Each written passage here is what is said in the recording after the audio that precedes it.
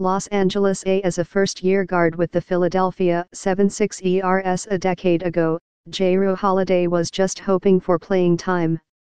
But he can still remember the excitement he felt before his first games against luminaries like Kobe Bryant, Dwayne Wade and Shaquille O'Neal, whom Holiday found especially imposing in real life. That was kind of scary, he said. Not even going to lie. Holiday now plays for the New Orleans Pelicans, who employ a first-year forward named Zion Williamson. But while Williamson acknowledged that it was neat to go up against stars like LeBron James for the first time, a dude you've been watching on TV for a long time, Williamson said the calculus is different for him. He is already one of the scary ones.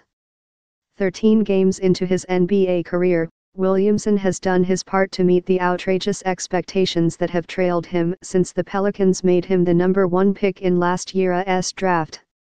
His dunks register on seismographs.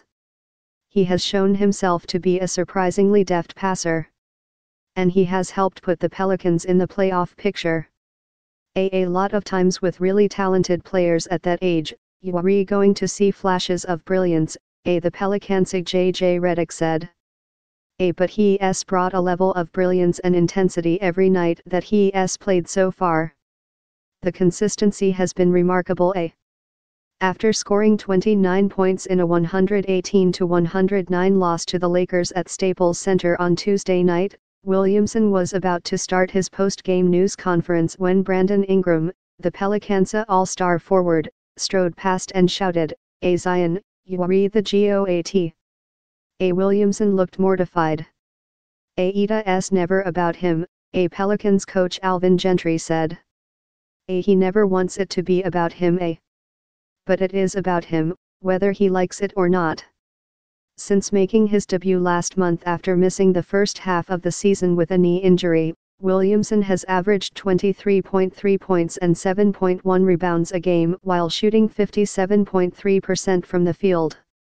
After Tuesday's game, James said he considered Williamson's game a perfect fit for the NBA, quick, explosive, multidimensional.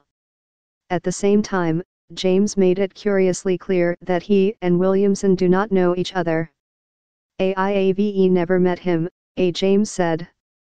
I've never met him before. Never. Never had a conversation with him. Never met him before. The game itself was entertaining. James scored a season-high 40 points as if to broadcast the fact that he is the present and not the past, and a potential preview of a first-round playoff series. Williamson's arrival has coincided with a competitive playoff race in the Western Conference. Entering Wednesday, the Pelicans, 25-33, were 3.5 games behind the injury-riddled Memphis Grizzlies, 28-29, for the final playoff spot in the West. Since Williamson made his debut on January 22, the Pelicans are 8-6. He seemed bothered by Tuesday's result. Every win matters, he said, and every loss matters. Redick has been around a few players, he said, who are deceptively productive, guys who might appear to be having quiet nights, then clutter the box score with a triple-double. Williamson, for all his rim-level pyrotechnics, is that type of player. Consider that he is attempting only 15.3 field goals a game. His efficiency has stood out to teammates like Redick. He's going to develop into one of the elite players in the NBA, said Redick, who went on to cite areas where Williamson has room for improvement.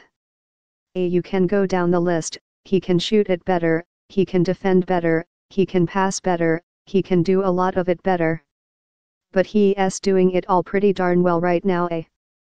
For his part, Williamson said he was trying to get better at everything. He was not particularly expansive after the game. On facing James for the first time, it was a great experience. He's an incredible player, and his copyright speaks for itself. On holding himself to a high standard, I hate when I make mistakes. On whether the atmosphere at NBA games is different than what he experienced as a college player at Duke, I feel like it's pretty similar. The only difference is there is no student section A. Williamson has been revealing his charisma on the court. When the Pelicans visited Staples Center to play the Lakers on January 3, he was still rehabilitating from knee surgery.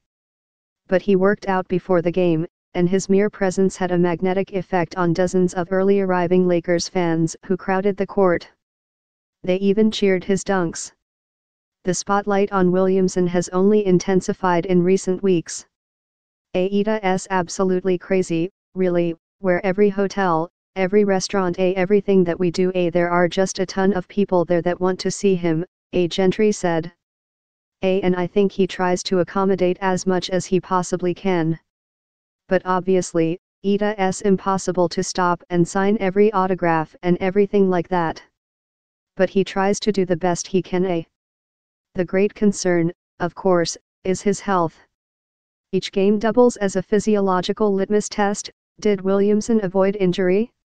Because no one this big should be this dynamic.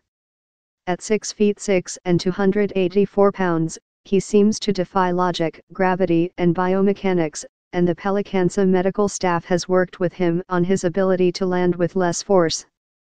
Every time he emerges from another game with all of his limbs intact, it builds confidence among the viewing public, at least that his style of play might just be sustainable. We're still in a position of thinking long-term with him, said Gentry, who has limited Williamson's playing time to 28.4 minutes a game. We want to be able to have him for 15 years. 1 month into his career, Williamson is making an impression. The Pelicans want it to last.